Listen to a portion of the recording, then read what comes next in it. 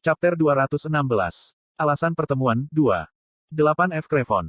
Tidak hanya Jin Sahyuk bersembunyi di hutan lebat, tetapi dia juga menggali lubang di tanah untuk melarikan diri dari serangan Kim Ha-jin. Dia bahkan tidak punya waktu untuk merasa terhina. Dalam 1 menit saja, dia menggali lubang lebih dalam dari sebagian besar terowongan bawah tanah dan mulai merawat luka-lukanya di dalam sarang yang nyaman. Petik 2. Oke. Cedera bahunya serius. Panah telah menusuknya dengan bersih, tetapi kulit dan tulang yang telah ditembus jauh dari bersih. Lengan kanannya akan jatuh sepenuhnya jika serangan itu hanya 1 cm lebih dekat. Ses. Tiba-tiba, beberapa kekuatan sihir beresonansi dan muncul di depan Jin Sahyuk, yang bergegas mengambil ramuan. Luka lagi. Jin Sahyuk melirik ke arah suara itu berasal. Meskipun suara itu tidak diragukan lagi adalah suara manusia, yang berdiri di sana adalah seekor kucing kecil. Petik 2. Diam, Bel. Yang mengejutkan, Jin Sahyuk menyebut kucing itu sebagai Bel. Kucing bernama Bel mengibas-ngibaskan ekornya dan melanjutkan. Kamu bilang kau tidak suka mulutnya, jadi aku mengubahnya menjadi sesuatu yang lucu. Anda tidak menyukainya. Kucing itu mengangkat telinga dan tubuhnya agar tampak lucu. Ini adalah bagian dari hadiah Bel. Dia bisa mengubah tubuhnya, tidak hanya secara keseluruhan tetapi juga bagian dari itu, menjadi kekuatan sihir. Kucing itu adalah hasil dari dia mengambil mata dan mulutnya bersama-sama dan membentuk kembali bentuk mereka. Dia memilih menjadi kucing karena kucing adalah satu-satunya hewan yang tidak dibenci Jin Sahyuk. Petik 2. Tidak bisakah kau tahu dengan melihat? Saya sedang tidak ingin berbicara. Petik 2.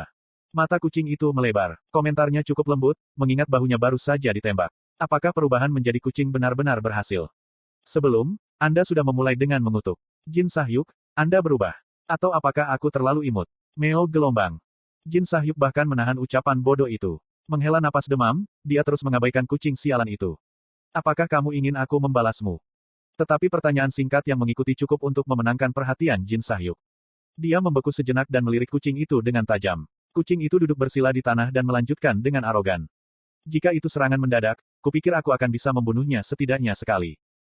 Bel dengan hati-hati mengeluarkan Jin Sahyuk. Tapi jawabannya yang singkat diharapkan dan sekaligus tidak terduga. Petik 2. Jangan berani. Bel tersenyum. Dia mengharapkannya, pada titik ini, ingin membalas dendam pada Kim Ha-jin, bahkan jika itu berarti menerima bantuan dari orang lain.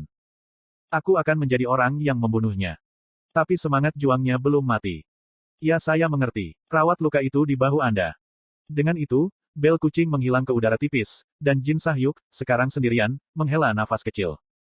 Di tengah ketenangan hutan, ia merenungkan peristiwa hari ini. Meskipun lengannya hampir jatuh dengan 1 tembakan, itu belum cukup. Hari ini, dia melihat bahwa dia memiliki peluang untuk menang. Perbedaan dalam kemampuan mereka cukup kecil baginya untuk mengejar ketinggalan.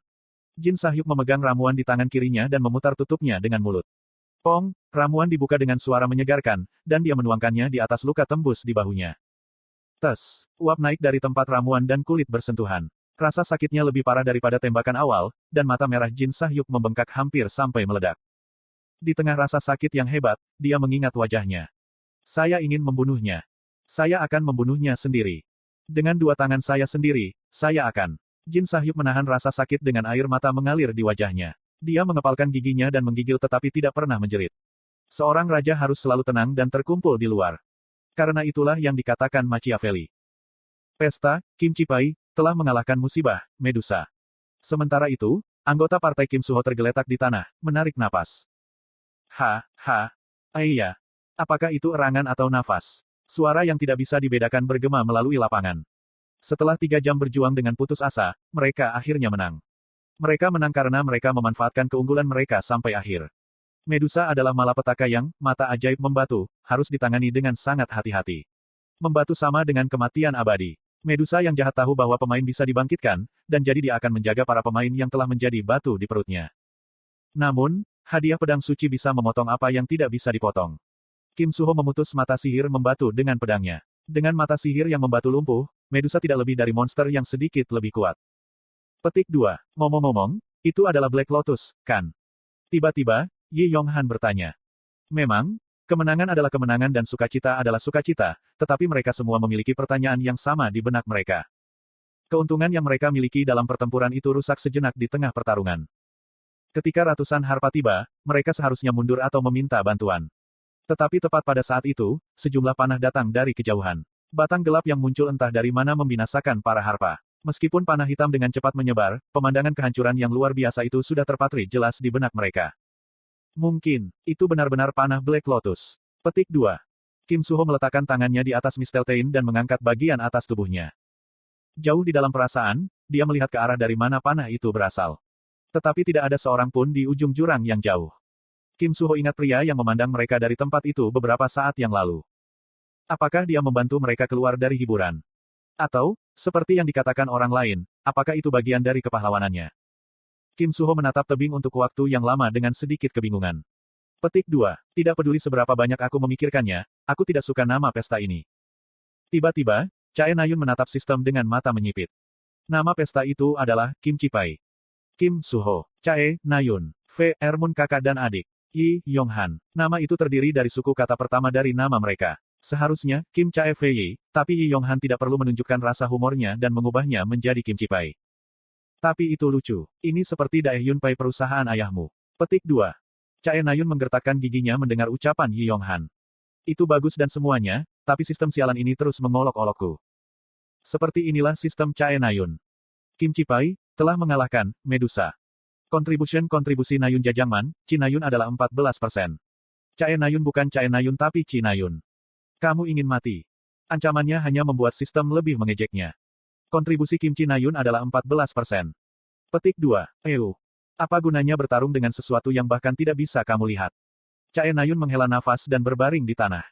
Tetapi yang lain mengklik lidah mereka padanya dengan heran.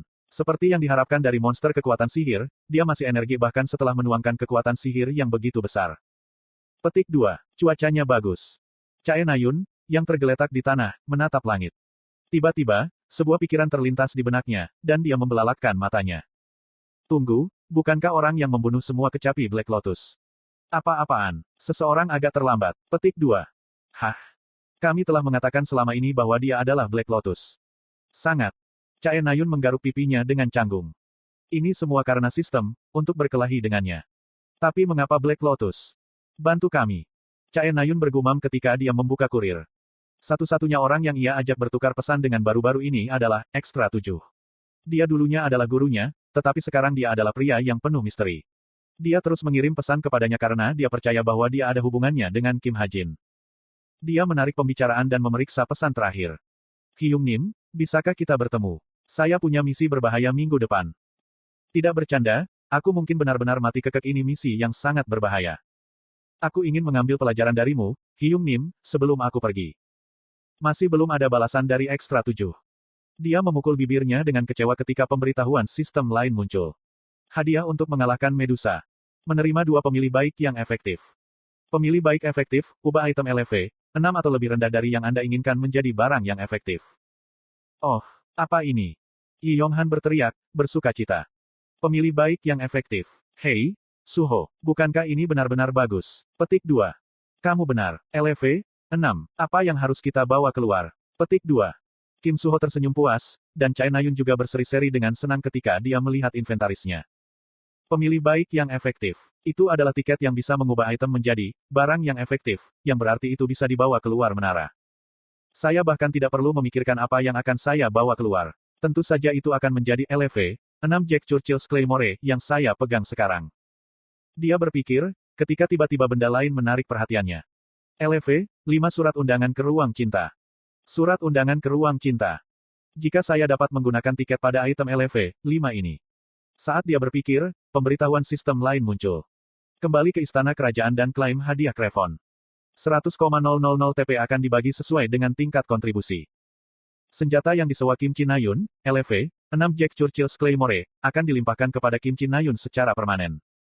Apakah kamu bercanda? Anda mengatakan Kim Chi Nayun sekali lagi. Petik 2.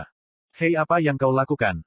Yi Yonghan berteriak pada Chae Nayun, yang menggeram pada sistem. Chae Nayun berbalik kaget dan melihat bahwa semua orang bersiap untuk kembali. Ayo klaim hadiahnya. Baik. Chae Nayun melotot ke udara dan mengikuti yang lainnya. Pukul 11.30 malam. Rumah yang damai di sore yang damai. Saat ini, saya menepuk kepala Evandel ketika saya menjawab berbagai pertanyaan yang telah sampai di Truth Agency. Oh, jadi hal seperti ini terjadi. Berkat semua kata-kata dari mulut ke mulut, saya mendapatkan banyak permintaan serius akhir-akhir ini. Di antara mereka adalah permintaan dari Jin, Destruction, yang ingin mengungkap identitas pahlawan yang membunuh eksekutif mereka. Tentu saja, saya tidak punya niat untuk menerima permintaan mereka. Ketika saya melihat-lihat permintaan, saya menemukan satu dengan konten yang agak akrab. Ada apa dengan dia? Agensi kebenaran yang terhormat. Ini Ladiu dari hari yang lalu. Permintaan saya kali ini juga didorong oleh rasa ingin tahu yang murni.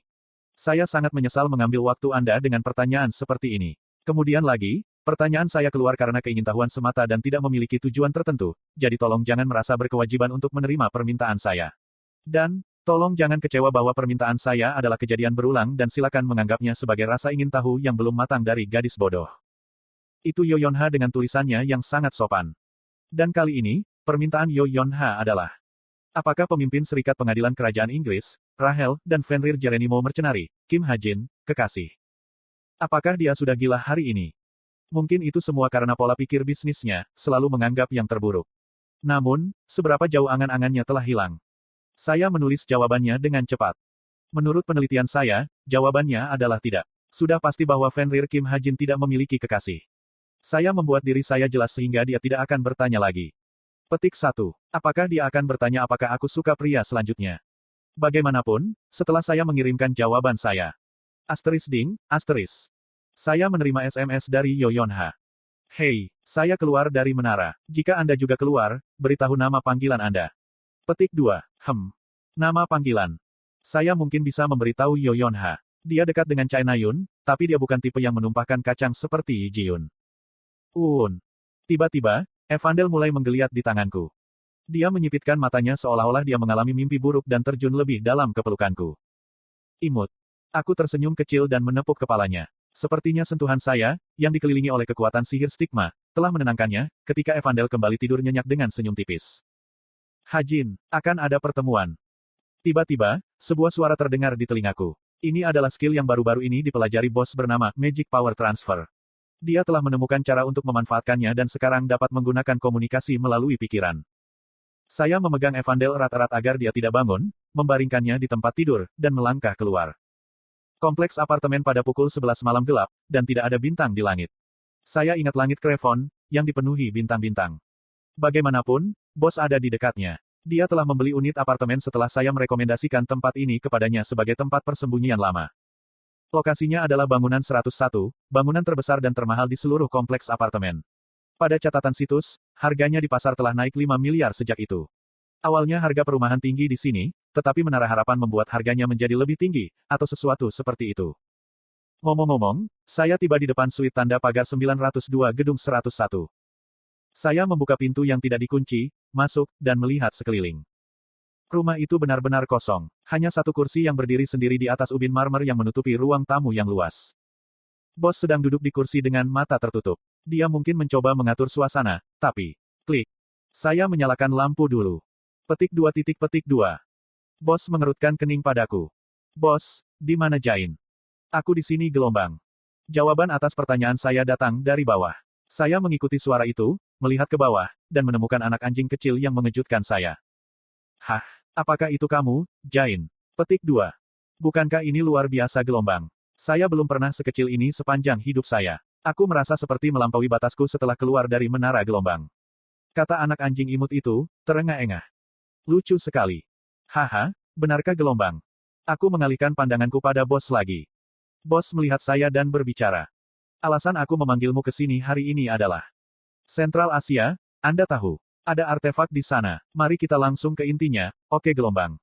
Tapi sebelum bos bisa mengatakan apapun, jiting, sinar cahaya keluar dari mata Jain. Itu adalah proyektor. Dari kelihatannya, mereka semua mengambil beberapa hal aneh dari menara. Ini adalah katalog artefak inti gelombang. Itu adalah daftar artefak Genghis Khan yang diyakini dimakamkan di Asia Tengah. Yang menarik perhatian saya tentu saja busur Temujin, dan pelana Han. Saat saya menatap mereka, keinginan maskulin melonjak dari dalam diri saya. Saya tidak pernah menganggap diri saya materialistis, namun saya merasakan dorongan kuat untuk mendapatkan Temujin's Bow, terutama ketika saya berpikir tentang betapa kuatnya kombinasi Temujin's Bow dan Dark Ore Arrow nantinya. Tentu saja, saya sudah memiliki Blessed Bow of Horus, tetapi seperti kata pepatah, semakin meriah. Di antaranya, kita akan meninggalkan kentang goreng sendirian dan mengambil yang besar. Bos memotong Jain. Tapi Kim Ha-jin. Iya nih. Aku memiringkan kepalaku dengan ragu dan menatap bos. Bos hanya mengatakan satu hal kepada saya. Kamu tidak akan berpartisipasi dalam misi ini. 1 minggu kemudian. Saya sedang berjalan-jalan di 8-3F Crevon dengan bos. Apakah kamu kesal? Tanya bos, dengan hanya 2 hari tersisa sampai misi.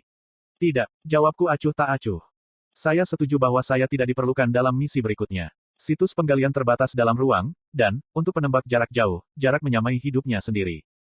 Lebih baik bagi saya untuk tidak pergi. Tidak masalah. Saya akan berlatih sebentar. Petik 2. Ya. Kami selesai berbicara begitu saja dan berjalan berdampingan. Tapi sepertinya bos merasa terganggu, ketika dia mulai berbicara pada dirinya sendiri dengan sungguh-sungguh. Tidak buruk untuk mengenakan hatimu di lengan baju saat kamu kesal. Lebih sehat berbicara secara terbuka dengan orang lain, daripada membiarkan hal-hal menumpuk di buku mana saya membaca kalimat itu. Jika kita jatuh dalam masalah seperti ini, maka itu berarti bahwa aku tidak berkomunikasi dengan bawahanku dengan sangat baik. Ini salahku. Aku berpikir untuk menutup telingaku, ketika aku melihat Rahel di seberang jalan bersama Putri Araha. Rahel, yang meninggalkan kesan besar pada keluarga kerajaan selama pertahanan terhadap bencana, telah menjadi penjaga kerajaan mereka secara resmi. Dia mungkin datang ke sini hari ini dengan Araha untuk menonton Crevon Martial Turnamen. Oh, omong-omong bos, siapa yang kamu lawan? Hari ini adalah putaran final turnamen perang, yang telah ditunda karena berbagai alasan. Setelah mengalahkan 2 musibah tanpa banyak korban, optimisme keluarga kerajaan kembali mendapatkan kendali. Aku menentang pria yang tidak aku kenal. Ya, maka silakan lanjutkan, ke ruang tunggu. Petik 2. Baik. Ketika saya menyaksikan bos berlari menuju arena, sebuah pertanyaan muncul di benak saya. Ah, bos. Iya nih. Bos berbalik seolah-olah dia mengharapkannya. Apa nama panggilan orang yang kamu lawan? Petik 2. Dia dipanggil Yokma. Well, semoga beruntung. Bukan berarti Anda akan membutuhkannya. Petik 2. Aku tersenyum pada bos. Bos balas tersenyum padaku dan mengangguk. Kemudian, dia menghilang ke arena. Saya memutuskan untuk melihat-lihat sebelum turnamen perang dimulai. Ada banyak pemain dan bangsawan yang kuat yang datang untuk menonton turnamen. Saya melihat Kim Suho dan Chae Nayun. Keduanya tampak kecewa pada kenyataan bahwa mereka tidak tahu turnamen ini bahkan ada. Tapi siapa, Yokma, jika dia bukan salah satu dari mereka? Kim Junwo. Aku memiringkan kepalaku dengan ragu. Tiba-tiba, rasa gelisah muncul di pikiran yang tiba-tiba muncul di pikiran saya. Saya mengeluarkan kitab kebenaran dengan tergesa-gesa. Siapa Yokma, peserta turnamen bela diri Crevon? Pertanyaan satu dimensi seperti ini memakan terlalu banyak stigma. Jadi ini adalah pertanyaan yang saya tanyakan pada buku kebenaran. Apakah Yokma, peserta turnamen bela diri Crevon, orang yang aku kenal sebagai Bel? Saya menghabiskan 1 garis stigma, dan tepat 5 detik kemudian.